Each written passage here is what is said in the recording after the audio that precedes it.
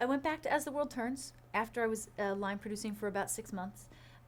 Paul left, and I decided when he left that I would go back to directing. I had directed a little bit while I was line producing, but I really missed directing, and so I went back to directing. And then after I'd been directing, I guess for about a year, I got a call from Mickey who asked if I could come to her office, and I said when, and she said, "Well, what are you doing this afternoon?" And I said, "I'm getting my hair colored," and she said, "Well, when?" I said about 4 o'clock. It was 2:30. She said, "Could you come right now then?" And I said, "Sure, I'll come." I thought I must be in really big trouble. I thought I must have done something terrible. I was going to be fired or something, because you just don't get called to Mickey's office spur of the moment, middle of the day.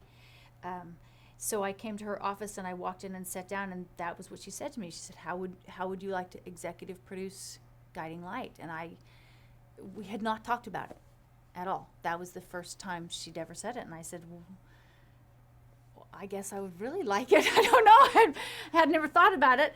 And she said, and I said, when would I start?" And she said Monday. It was Thursday, and I said, "Well, I haven't watched it for a year. I haven't read anything for a year. I'm really like that would I really would not be very prepared to start on Monday."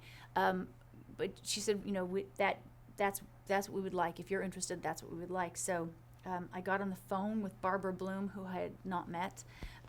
Barbara Bloom did I guess an interview. I mean, we talked over the phone about what we both thought about soap operas, and Who is she? She's the vice president of daytime programming at CBS, and we we talked about what we both thought about soap operas, and then she said, "If you're going to take this job, just know that I understand you have kids and I have kids too, and I recognize that that's a little bit difficult, and you can't be afraid to speak up. If the job gets overwhelming and you need more time with your kids, you need to be willing to say that." That was a really nice piece of advice that she gave me. And so I left.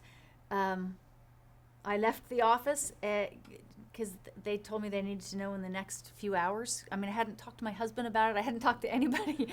I left the office and called my husband, and then called Chris Goutman and told him he was kind of a bastard for not mentioning it to me ahead of time, because I think he probably knew before I did.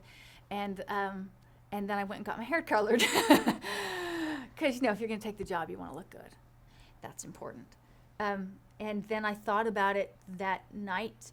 Went home and talked to my husband, thought about it, and called Mickey the next morning. I was directing the next day at As the World Turns. So Mickey and I hammered out a contract in between my directing. Because I was sitting in the chair, so every time we finished a scene, I would call and we would hammer out a few more details on the contract. And by noon, I had accepted and signed the contract, and then they sent over 3 or 4 boxes of stuff, and I started reading over the weekend.